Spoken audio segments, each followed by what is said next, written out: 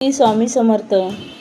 सकाळचे वाजले 6:45 आणि मी चालले कालवी आणायला. मी आणि माझी वहिनी आम्ही जातोय. तर कालवी आहे साखरतरला. तर कालवीचं पाणीसुद्धा सकाळचं आहे आणि कालवी आणण्यासाठी भरती ओटी बघायला लागते, तर ते बघूनच जायला लागतं. तर चला तर मंडळी, आता निघतोय आम्ही. आणि बघा पाठीमागे वातावरण सकाळचं आहे. सकाळचे 6:45-7 वाजायला आले, पण रोडवरती एकही गाडी नाही आहे, कारण सकाळची वेळ आहे, त्यामुळे गाड्या नाही आहेत. आम्ही चाललो आहे साखरतरला कालवी आणायला. वहिनी पाठी बसले आणि मी गाडी चालवते, तर गाडीसुद्धा चालवायला मस्त वाटते. कालवी आणायला आम्ही निघालो आहे, पण पाणी सुकलेलं पाहिजे, तर मग तिथे जाऊन आम्हाला थांबायला लागेल, कारण पाणी सुकेपर्यंत. आणि मग घरी यायलासुद्धा वेळ होईल.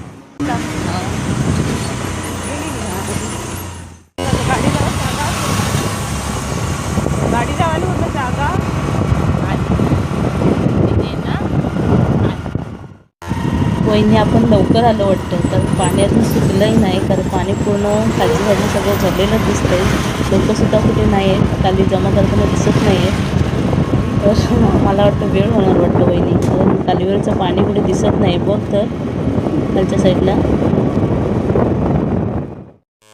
फायनली मंडळी आम्ही साखरतरच्या ब्रिजवर येऊन पोचलो आणि आता आम्ही चाललो आहे कालवी जमा करायला. आणि सर्व घेतलं ना. पाणी सुकलंय ग पूर्ण, आणि आपल्याला दिसत नव्हतं पुलावरून खाली पाणी सुकलंय की नाही. ते पाणी पूर्ण सुकलंय. आम्हाला वाटतं उशीरच झाला. हा समोर जो दिसतोय हा साखरतरचा ब्रिज आहे, आणि ह्या ब्रिजवरूनच आम्ही गाडी घेऊन आलो. तर हा गाडी वगैरे लावले आणि खाली उतरून यायला लागतं थोडं. आणि कालवी थोडीशी पुढे आहे, इथे नाही आहे. आणि हा समोर जो रोड गेला आहे तो रत्नागिरीकडे. इकडे सुद्धा कालवी आहे, पण ती थोडीशी बारीक आहे, मोठी कालवी नाही आहे, कारण मोठी कालवी असेल तर पटकन भरून पण होते. समोर जे दिसतंय तिकडे सुद्धा लोक कालवी जमा करतायत, आणि इकडे गोण्या वगैरे भरून ठेवल्यात. आणि ही इकडे वर्षा आहे. वर्षासुद्धा कालवी जमा करते, बसणीतून आले, आणि हिने सुद्धा हातामध्ये हँडग्लोव्ज घातले, त्याच्यामुळे हात वगैरे फाटत नाहीत. कालवी जमा करायला अशी टोपली लागते, म्हणजे टोपलीमध्ये कालवी आपण व्यवस्थित जमा करू शकतो. आणि नंतर मग पाण्यामध्ये धुवायलासुद्धा बरी. आणि एक विळा पाहिजे, कारण विळ्याने आपण वरती कालवीला उचलू शकतो, कारण ती चिखलामध्ये कालवी अडकलेली असते, त्याच्यावरती चिखल खूप बसलेला असतो, त्यानं ती विळ्याच्या साहाय्याने काढायला लागते. तर वहिनी काढते. वहिनीने टोपली भरले बऱ्यापैकी. आणि अशी दगडासारखी असते, आपल्याला वाटतं काही कालवी आहे की नाही, पण जे कालवी माहिती आहे लोकांना ते बरोबर कालवी जमा करतात. आणि पायामध्ये चांगल्या चप्पल पाहिजे व्यवस्थित, कारण त्या कालवीला धार असते आणि त्या धारेने पाय फाटतात. त्याच्यामुळे चप्पल व्यवस्थित असेल तर मग कालवीसुद्धा जमा करायला बरं पडतं. बघा मंडळी, वहिनी कशी कालवी जमा करते ती विल्याच्या साहाय्याने.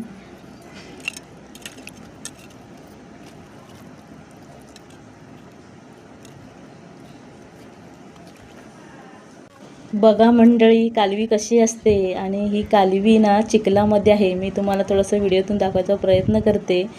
तर ही चिखलामध्ये खाली खोलवरती गेलेली आहे, तर वरून आपल्याला दिसतच नाही. ती विळ्याच्या साहाय्याने काढली आणि मग टोपलीतून धुतली तर चांगली स्वच्छ दिसते कालवी. आणि ही पूर्ण सगळीकडे कालवीच आहे, पण ती चिखलामध्ये रुतलेली आहे, त्याच्यामुळे पूर्ण दिसत नाही. कालवी जमा करायला वेळ लागतो आहे, कारण कालवी नाही आहे, कारण कालवी लोकांनी नेली आणि विळ्याने शोधायला लागते. आणि मंडई बघा, पाणी कालवीवरचं पूर्ण सुकलं आहे.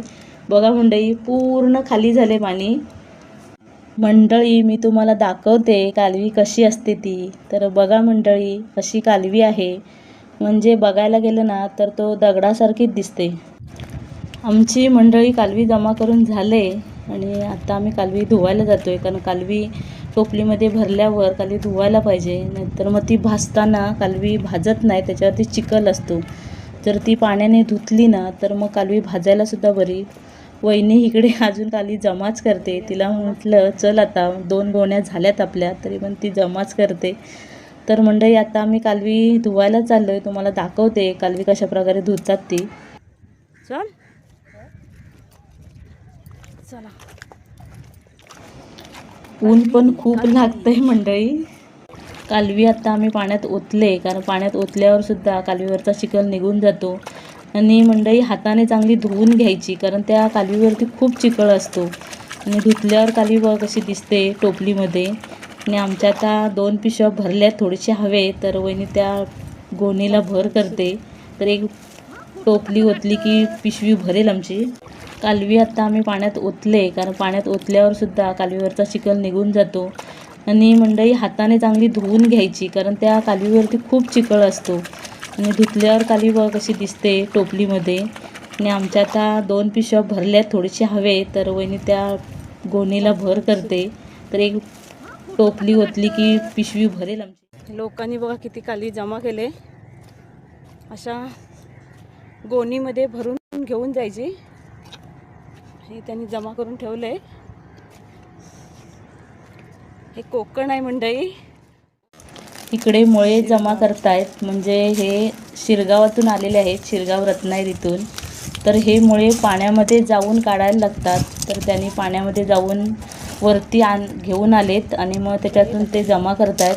हे असे मुळे असतात मंडई. खाडीमध्ये नुसती कालवी भेटत नाही, पण मुळेसुद्धा भेटतात. मुळे, म्हारई, मासे असे वेगवेगळ्या प्रकारचे सर्व गोष्टी भेटत असतात. तर यायला पाहिजे आणि वेळ दिला पाहिजे.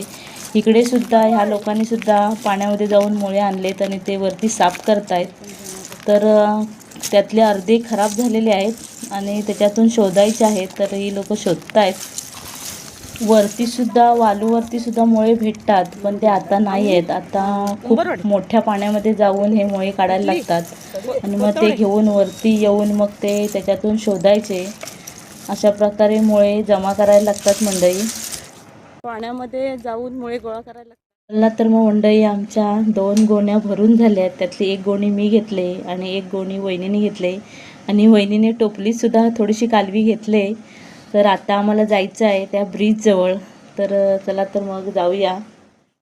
कालवी घेऊन मंडई आम्ही रोडवरती आलो, म्हणजे ब्रिजच्या बाजूलाच गाडी लावून ठेवली होती. तर तिथे आल्यावर पिशव्या उतरल्या आणि गाडीवरती व्यवस्थित ठेवल्या.